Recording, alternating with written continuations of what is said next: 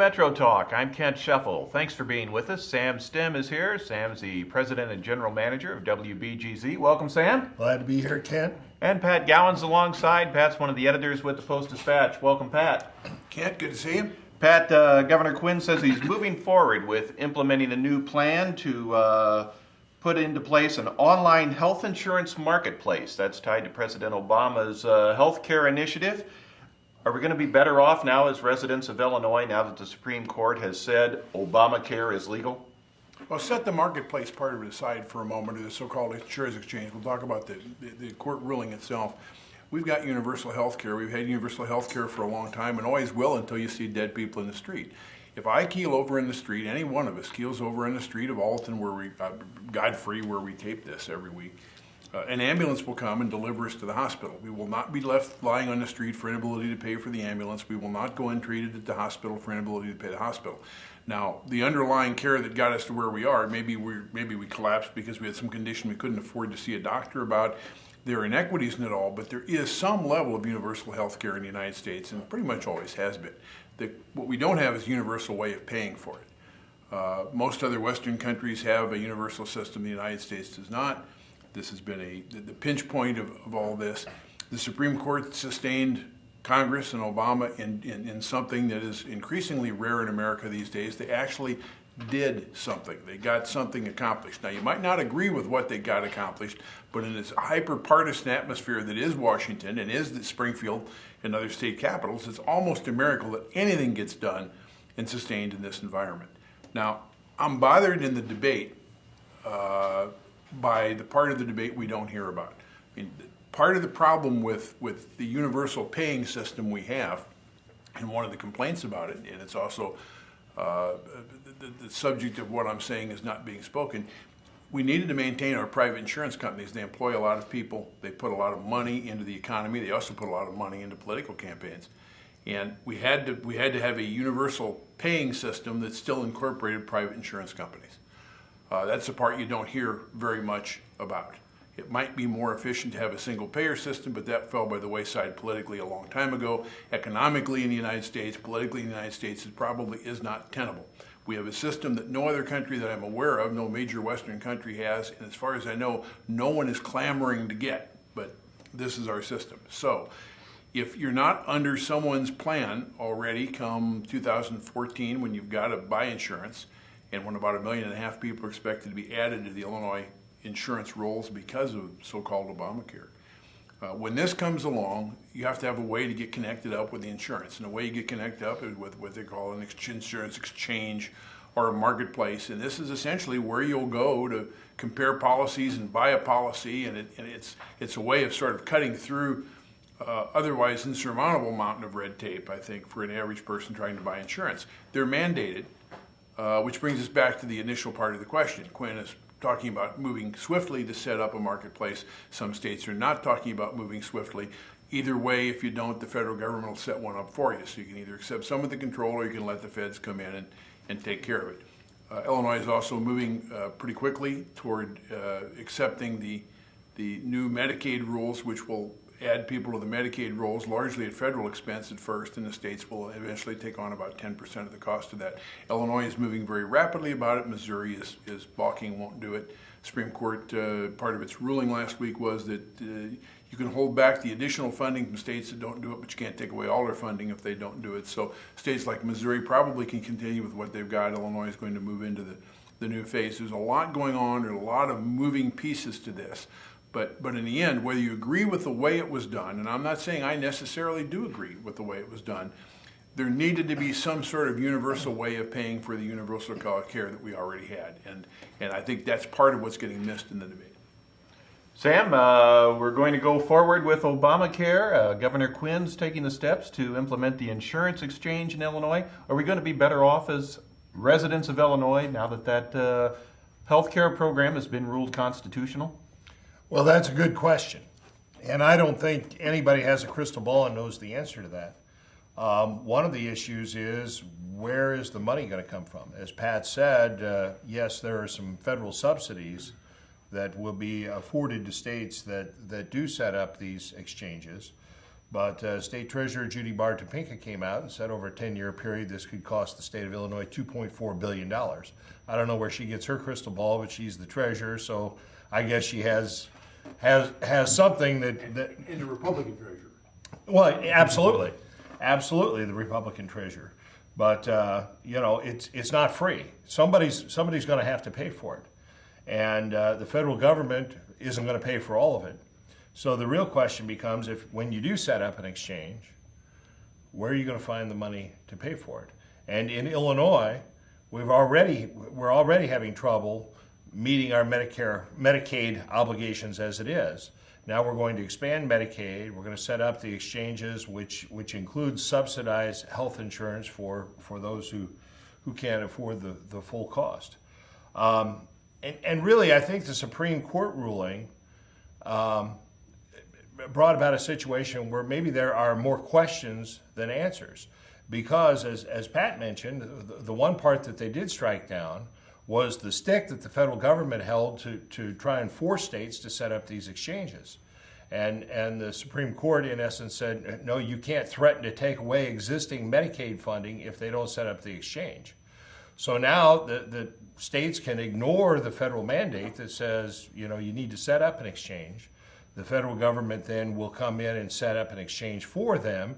But my understanding is the way that the Affordable Care Act is written, the federal government is only going to subsidize the cost of insurance for low-income people if the state set up the exchange. If the federal government sets it up, then they won't subsidize it. So that creates a lot of questions. The bottom line is, I think this thing is going to have to be fine-tuned as we move forward, because there are going to continue to be challenges. I think you're going to see more states filing lawsuits. One estimate I saw, and again, I don't think anybody has a crystal ball, but one estimate I saw said as few as 15 states may actually have these exchanges set up by the 2014 deadline. Well, that doesn't provide access to health care for everybody that wants it. Not if only 15 of 50 states have the exchanges set up. So, your question is, are the residents of the state going to be better off? Well, maybe some will, maybe others won't. But I think this is an ongoing process, and the outcome of this November's elections is probably going to have a lot to say about what kind of fine-tuning gets done. So, it's a work in progress. And I don't think anybody has the answer, be that Judy Bartopinka, Pat Quinn, or Mitt Romney or Barack Obama. It's a moving target. And on a broader scale, I'm put off the disgusting level of partisanship on both sides that comes into play with this. But Speaker Boehner is talking about we're going to repeal it. We are going to absolutely repeal this. It's our number one priority. We're going to repeal Obamacare. Okay. That's fine, and if there are people who want to hear that, I'll tell you what I want to hear, and I think what they really want to hear too, is there's time to repeal it. There's time to stop this thing in its tracks. Is there time to put something together that's better? I never hear them say that. He says, we'll replace it. We'll pick up some facets of it. I saw him on a morning news show Sunday, and they're trying to pin him down on what pieces of it would be included, and he fairly wisely chose not to be pinned down in that way. But in the end, I'd like to hear somebody say something positive by way of criticism. I mean, even he says that the system we have needs to be reformed.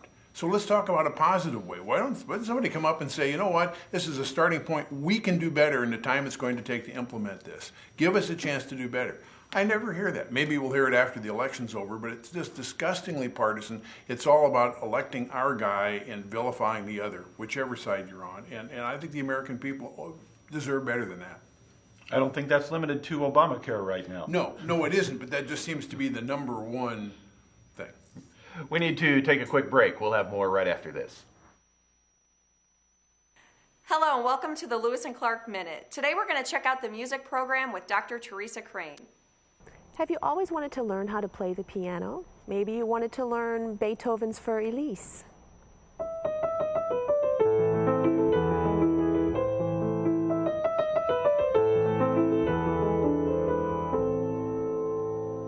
Or maybe you like a more popular style like Jim Brickman.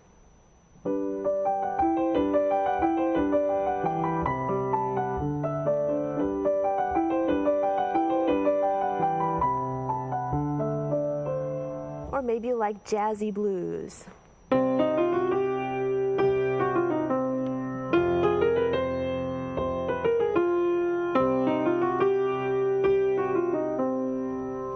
You can learn all this and more right here at Lewis and Clark Community College. This has been your Lewis and Clark Minute.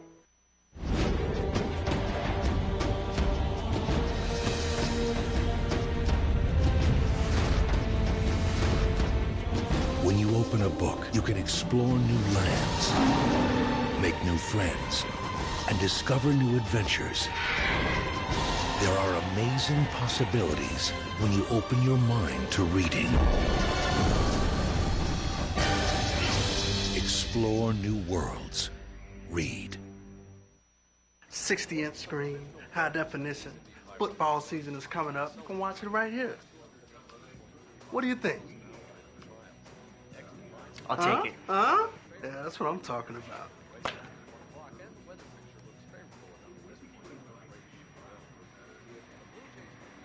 You're right. I don't need it.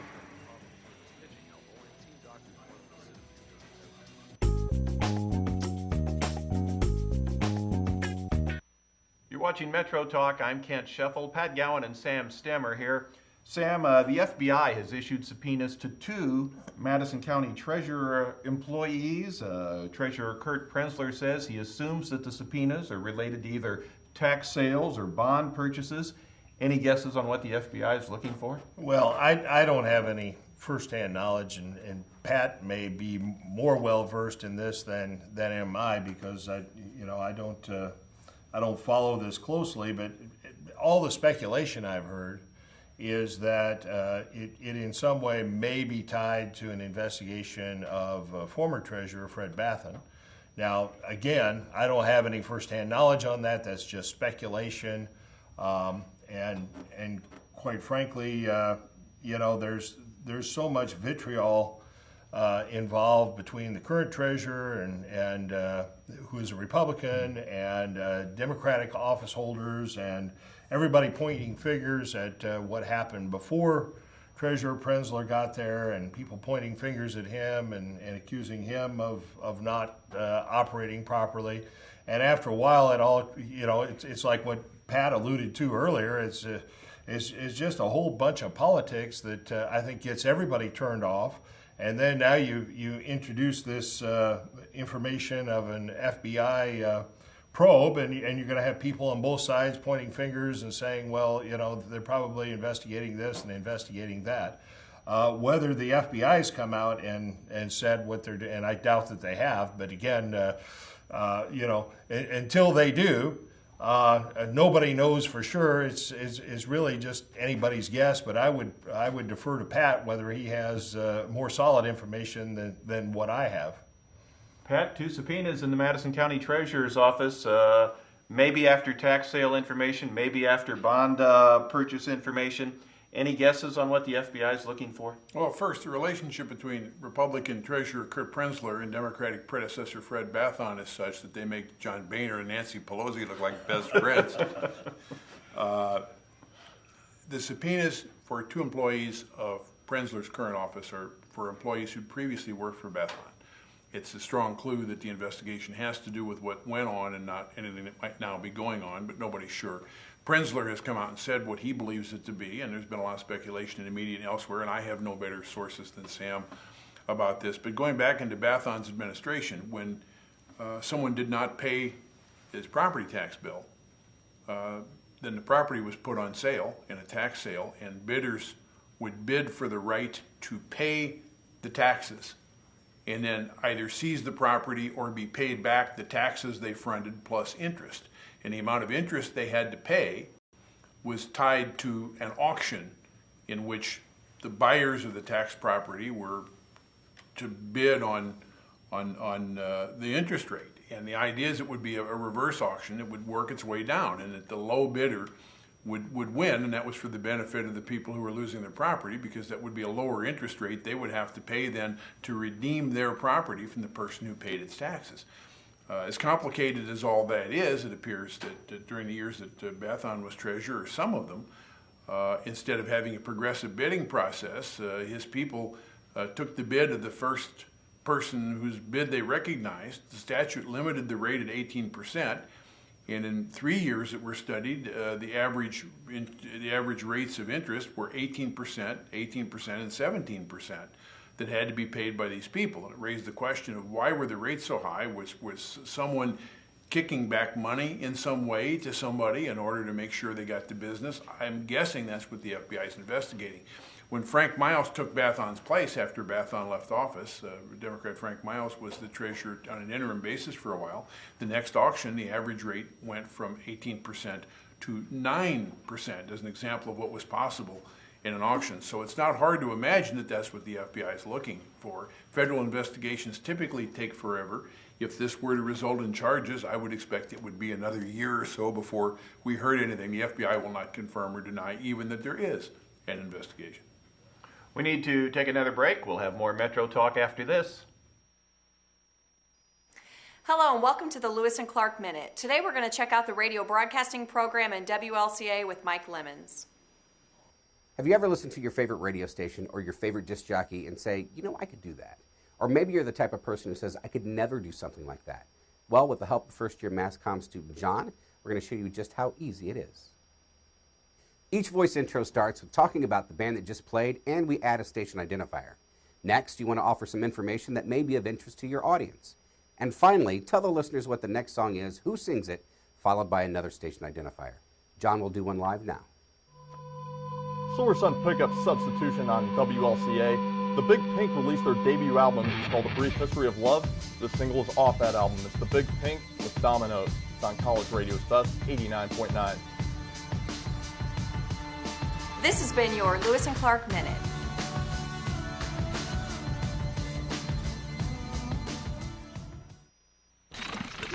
What's that? I don't know. Something I kind of made. Ooh, what's it do? What do I do? Well, thanks for asking. I ring my bell and I like to dance. What do I do? Well, thanks for asking. Ow! Yeah, it still needs a little work. Anything's possible. Keep thinking. Get started on your own inventions or just play some games at inventnow.org. Sounds like you could use some Van Gogurt. It's fortified with arch-rich nutrients to improve your math and reading skills. Catch! Van Gogurt, thanks. So what's the deal with your ear? Always with the ear, huh? Feed your kids the arts. For 10 simple ways to learn how, visit AmericansForTheArts.org.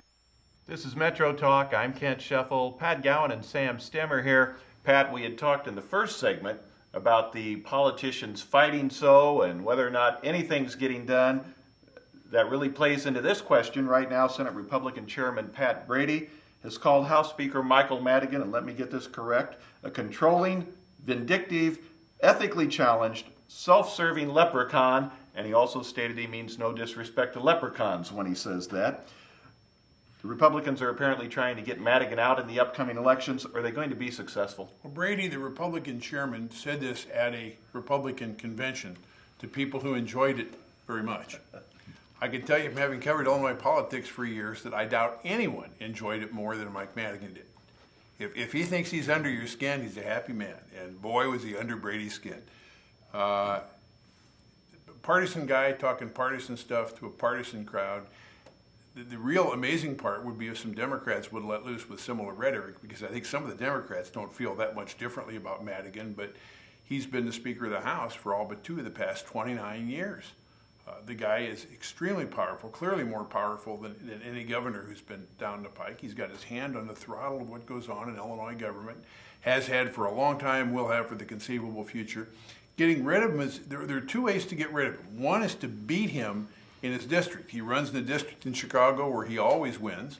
I don't get to vote for Mike Madigan or against him. You know, we don't live in this district. He's one of 118 members of the Illinois House who gets elected from a little district, and he does get elected. The other thing would be to prevent him from being elected by the members as the speaker, and good luck with that. He's got a lot of control of a lot of money and a lot of political influence, and I think the man's going to be speaker as long as he wants to be. Again, I don't get to vote for speaker. If I live in a district that has a Democrat for representative, then I guess by proxy I would have, but I don't. My district is represented by a Republican who votes for someone else entirely, so I don't really have any connection with this as a voter. I have no connection whatsoever to the selection of Mike Madigan. The other way I guess you can go after him to deny him that majority is if you can elect enough Republicans to the House that the Democrats lose their majority, then Madigan will become the minority leader, which he was those 2 years when he wasn't speaker, and somebody else will be speaker. But as long as the Democrats have a majority, as long as Madigan continues to get elected in his district, which I believe he will, and as long as the members of the House continue to elect him speaker, which I think they will, the name calling can continue. Sam, are we going to see the Republicans have any luck in making Michael Madigan an election issue? Well, you know, the voters ultimately will determine that, but it may not be a bad strategy. You know, Pat pointed out the longevity of Madigan's leadership and the fact that he had his hand on the throttle. You look at all the problems that the state government has had, and I think a vast majority, a large number of people throughout the state are just fed up with Illinois state government.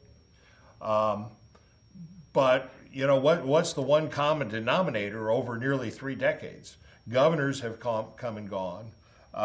Presidents of the Senate have come and gone. But the one guy that's been there consistently is Mike Madigan, and by all accounts, you know, he's the one pulling the strings. He's the one that makes things happen. Even Blagojevich came out as, I mean, Blagojevich was at odds with Madigan. Blagojevich couldn't get his way because Madigan stood in his way. And they were at each other's throats, and Madigan, more often than not, was the victor. So, you know, if your goal is to try to elect Republicans to the Illinois House, it may not be a bad strategy to point all of this out to the electorate in each district and create the knowledge that a vote for the Republican is a vote against Mike Madigan. As Pat said, he's not going to lose in his district. So if they go out and appeal to voters, and you know, here locally, we've got a Republican challenging a longtime Democratic member of the House, maybe that's going to be part of her strategy.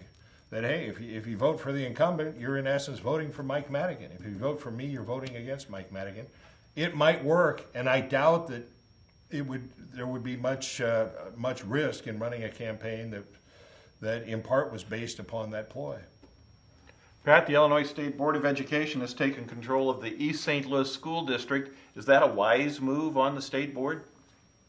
Or on the part of the state board? I think this is fascinating. I think it's a fascinating subject. Most fascinating litigation since Obamacare hit the Supreme Court, as far as I'm concerned. And it is because these people were legitimately elected by their constituents. No one has claimed that they weren't. I mean, election fraud runs rampant in East St. Louis historically, but nobody's claiming any of them was fraudulently selected or is ineligible to serve for any reason except that it doesn't appear that the schools have done very well under their leadership. Their reserve money has disappeared. Educational attainment has remained abysmal. Through No Child Left Behind and other programs now both in place and on the drawing boards, we are directing accountability toward teachers, tenures going away. Principals' jobs may be tied to the performance of their schools. We're looking at what happens with the paid educators, and we're saying perform or you're out. But what do you do about elected people who don't perform, presuming they're not performing? The state had an oversight board working with the school board previously, and it finally dissolved, and then they lost a lot of their surplus after that, and they put another one in place, and they finally decided they had the power under the law to remove this board. It was standing too much in the way. There was too much nepotism. There was too much incompetence on the board. But who's to say how much is the right amount of incompetence on the board? Is that not an issue for the local voters?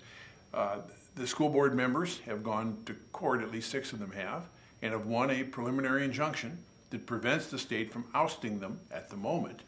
No new hearing's been set, but this will have to be decided later, and it's going to be a very difficult decision for Judge Stephen Rice. He's now an experienced judge in St. Clair County. He's done some very good work in the past, and I don't envy him this decision, because at the core of it is, do the people of East St. Louis, no matter how poorly their children are doing, no matter how poorly the financial mess of their district might be, don't they still have a right to decide who is running the mess? And if the state can take out the school board, can it take out the city council, the county board? Who gets to decide what is competent if not the voters? And I think they're going to have a very difficult time, the state, winning this case in court, but it's going to be interesting to watch. Sam, was the State Board of Education correct in taking control of the East St. Louis School District? Well, it's not totally unprecedented. The state took over the police department in East St. Louis over the course of many years, and I don't know that improved things any down there. I guess, ultimately what you have to do is try and determine what's going to be best for the kids of East St. Louis. And yeah, as Pat said, the state can make this determination and say, well, they're not doing the job, but, is the state really going to do any better? I don't know. I guess one option is just to pull their state funding. If you're not measuring up, but wouldn't that make it even worse for the kids? So, maybe the state sees this as the state board sees this as an alternative to what in essence would be the death penalty. But at some point in time, you have to see some results. It's astounding. If you look at the figures, the amount of money spent per child in East St. Louis is astronomically higher than it is, say, in almost any surrounding district. It's not a lack of money. So what is it? Is it a lack of oversight? Well, to a certain extent, I guess the state board believes so, and they believe that if they step in, that maybe they can get better results than what the local board's getting. But good luck to them, because if anybody had the answer, a lot of problems in East St. Louis would have been fixed a long time ago, and you don't have to look far to find more than just the school district having problems. So, was the state board correct? Well, a judge is going to determine legally whether they're correct. But then beyond that, how do you really ensure that the students in the East St. Louis district are getting, what they ought to get for the money that's being spent? That's a much tougher question to answer, and I don't know of anybody that is certain that they have the answer. That's going to do it for this edition of Metro Talk. Thanks for being with us. I'm Kent Scheffel. Pat Gowan, one of the editors with the Post-Dispatch, has been here, along with Sam Stem, the general manager of WBGZ. We'll see you next time.